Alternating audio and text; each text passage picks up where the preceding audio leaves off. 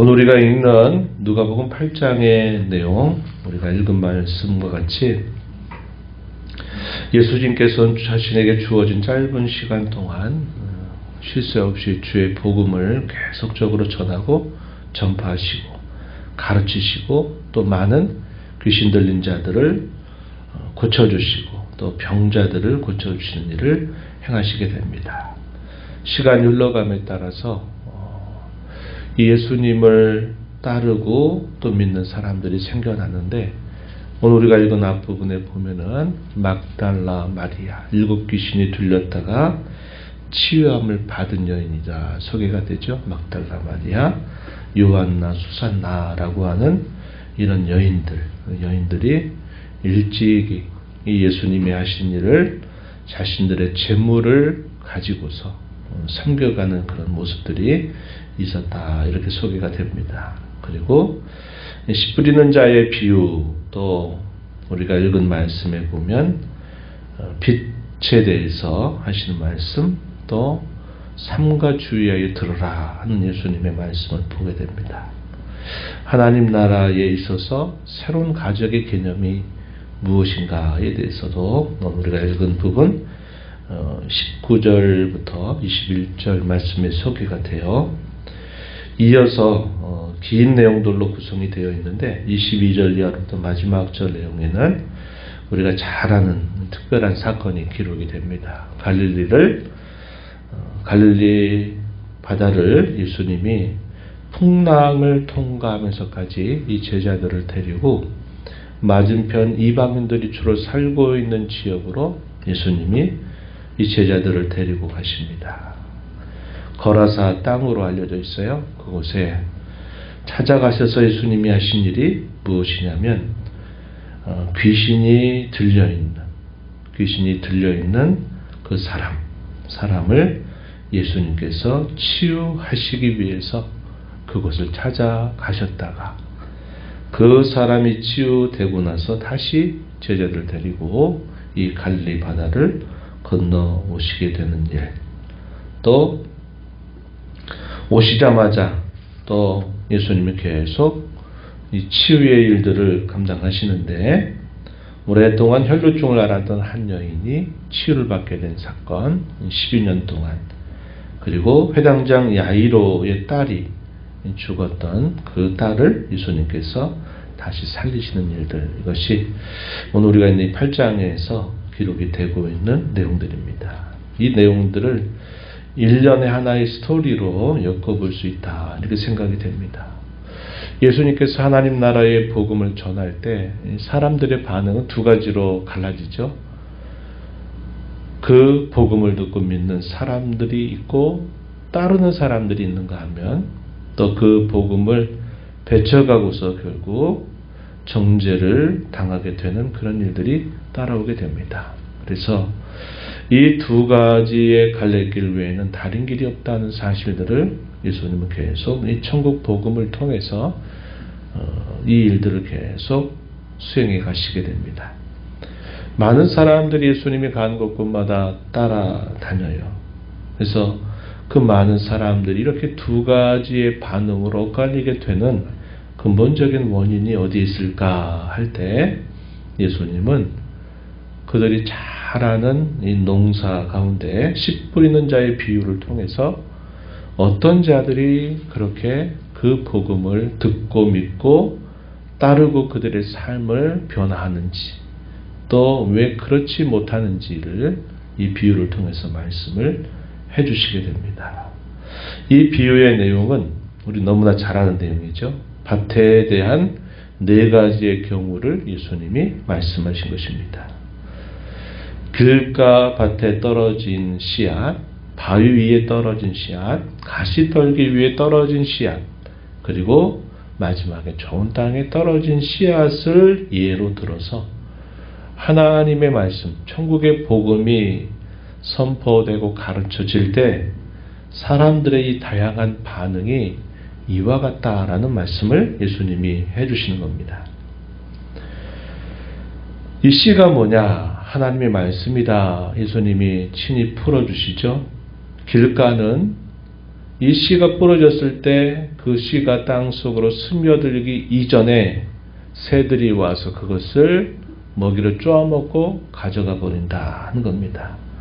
하나님의 말씀이 전해지는데 그 말씀이 그들의 심령 속에 깊이 자리 잡기 전에 사탄이 그 말씀을 빼앗아 가버리는 경우다 하는 거죠. 이런 경우도 결국 정죄라고 하는 이 갈림길에서 결국 벗어날 수 없는 경우가 될 것이고, 바위 위에 떨어지는 경우에는 씨가 깊이 뿌리를 내리지 못하게 되면서 결국은 배반하게 된다는 겁니다. 조금 자라는 듯 하다가 결국 떠나가게 되는 경우, 이런 경우를 바위, 마태복음에서는 흙이 얕은 돌밭이다 이렇게 비유를 했어요. 또 가시떨기 위에 떨어지는 경우에는 일정하게 자랐는데 그 자라는 환경이 너무나 어려운 겁니다. 세상에 대한 재리의 유혹이라든지 염려나 근심이나 이런 것들이 계속 그 사람에게 함께 있어서 말씀이 제대로 자라지 못하고 열매를 맺지 못하는 경우라는 겁니다. 특별히 이 바위 위에 떨어지는 경우나 또 이 가시떨기 위에 떨어지는 경우에는 시간이 흘러가면서 일정한 시간 동안에는 그렇게 하나님 나라의 가족이 된 것처럼 보여지는데, 그런데 시간이 계속 흘러가게 되면서 이런저런 일을 만나니까 결국은 그 믿음에서 배반하게 되는 일이 따라오게 된다는 겁니다. 이런 예수님의 비유는 오늘날 또 마찬가지일 것입니다. 말씀을 듣고 그 말씀을 믿고 새로운 삶을 살아가는 사람들이 있는가 하면 그렇지 못한 여러 가지 많은 경우들이 예수님이 설명한 이 이유 안에 분명히 있을 것이다 하는 것입니다. 그래서 우리가 이런 면들을 봤을 때 마치 우리가 어떤 농사를 지으려고 할 때 처음부터 아주 좋은 땅을 구하기가 대단히 어렵잖아요. 그러면은 그 밭에 상황이 좋지 않을 때 우리가 그 밭을 계속 갈아엎는 거죠. 갈아엎고 돌 같은 것들은 계속 땅을 파서 추려내고 또 거기에 가시떨기나 여러 엉겅퀴 같은 것들이 있으면 그런 것들은 걷어내는 것입니다. 그리고 거기에 기름도 줄 수 있겠고, 그래서 이 씨앗이 잘 열매를 맺어 가도록 좋은 밭을 만드는 것이 필요한 것처럼 우리도 마찬가지다 하는 겁니다. 우리가 이 땅에 살면서 이 하나님의 말씀이 우리에게 생명이 돼서 그 말씀이 우리에게 좋은 열매로 나타나게 되기 위해서는 하나님의 말씀을 받는 우리 자신의 여러 상황들을 끊임없이 개선하고 또 마치 땅을 갈아엎는 것처럼 저와 여러분의 마음을 하나님 앞에서 늘 새롭게 하는 그런 자세가 필요하다 하는 것을 우리가 배우게 됩니다. 이러한 비유를 통해서 예수님은 이 비유를 듣고 믿고 새 삶을 살아가는 사람들이 허락된 사람들에게 이루어진다라고 말씀을 하셨습니다. 그래서 어떤 사람에게는 드러내고 어떤 사람에게는 감추신다 이 말씀을 예수님이 하시게 됩니다.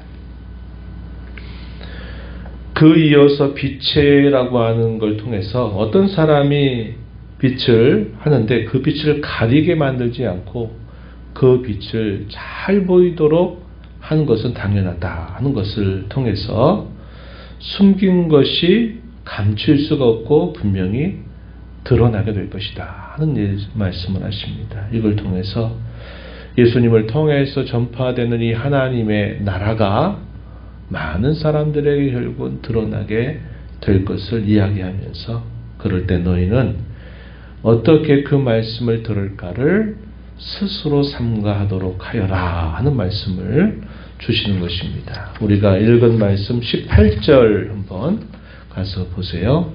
그러므로 너희가 어떻게 들을까 스스로 삼가라. 있는 자는 받겠고 없는 자는 그 있는 줄로 아는 것까지 빼앗기리라. 영적인 이치를 아는 사람은 더 아는 것으로 풍족하게 될 것이요, 그렇지 않은 사람은 있는 것마저도 다 빼앗기게 될 것이다. 이렇게 말씀을 하시는 겁니다. 그러면서 진정한 하나님 나라의 가족은 혈연적인 관계로 이루어지는 것이 아니라 하나님의 말씀을 듣고 그 말씀을 따라 행하는 사람들이 하나님 나라의 가족이다. 이런 말씀을 예수님이 해주시게 됩니다. 21절에 보면 예수께서 대답하여 이르시되 내 어머니와 내 동생들은 곧 하나님의 말씀을 듣고 행하는 이 사람들이라 하십니다. 혈연관계를 부정하는 것이 아니라 하나님 나라의 진정한 가족은 이 혈연관계를 뛰어넘는다는 겁니다. 그래서 하나님의 말씀을 듣고 믿고 행하는 자들이야말로 진정한 하나님 나라의 가족이 된다. 이렇게 예수님이 말씀해 주세요. 그래서 일련의 이러한 내용들은 왜 어떤 사람들은 복음을 듣고서 믿고 새 삶을 살아가지만 또 어떤 사람들, 더 많은 사람들은 그 복음을 듣고서도 결국은 정죄를 받게 되는가 하는 근본적인 원인을 설명해 주시는 것입니다. 그렇게 하나님 나라의 가족이 되는 자들을 예수님이 깨우치시기 위해서 1차적으로는 제자들이죠. 제자들을 깨우치시기 위해서 그들을 하나씩 훈련을 해 가십니다.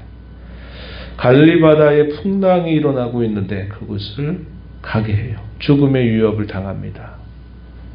그런데 예수님께서 그 풍랑을 그의 말씀으로 잠잠하게 하시면서 그 위기를 벗어나게 하시죠. 그리고 그 죽음의 그 과정을 통과해 가지고 그들이 들어간 땅은 이방인들이 주로 살고 있는 이 고라사, 다른 데서는 데가볼리라고도 불러요.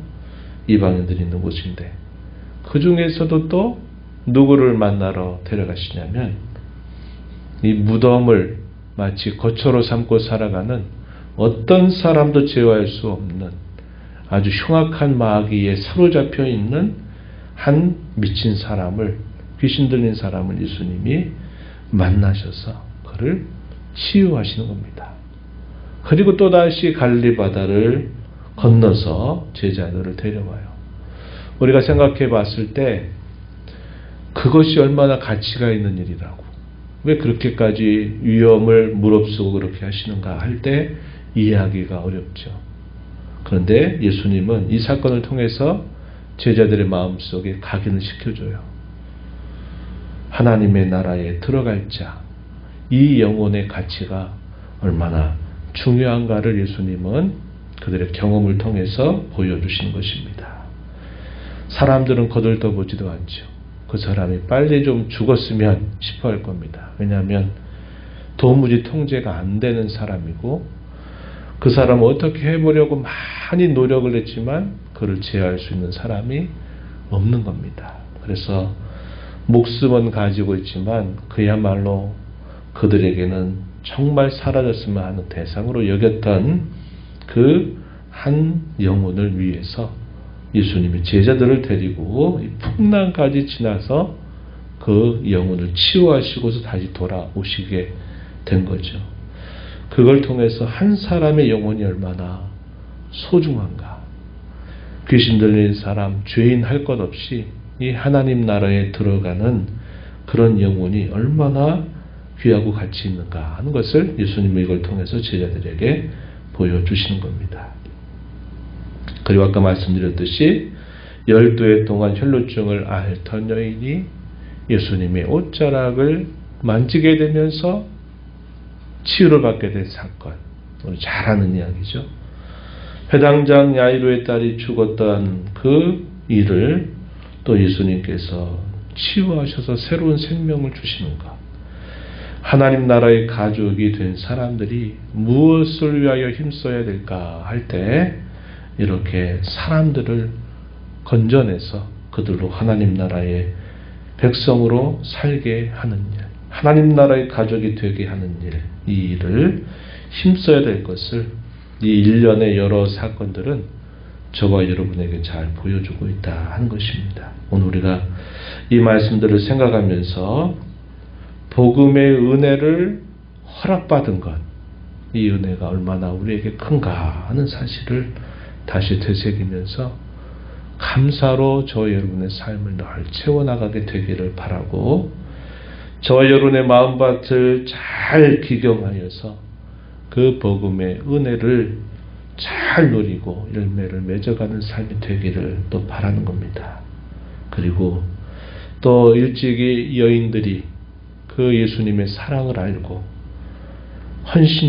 헌신적으로 예수님을 따라 섬겼던 것처럼 저희도 주님의 그 은혜에 대한 감사와 헌신을 가지고서 이 복음의 은혜가 더 많은 사람들에게 우리를 통해서 전파돼서 그들도 하나님 나라의 가족이 되게 하는 일에 선한 도구로 쓰임받는 저와 여러분이 되도록 힘써 나가는 삶이 되기를 진심으로 바랍니다. 하나님 아버지 감사합니다. 저희에게 새로운 한 달을 열어주셔서 또 3월 한 달을 뒤로 하고 또 새로운 달을 주님과 함께 시작하도록 인도해 주셔서 감사합니다.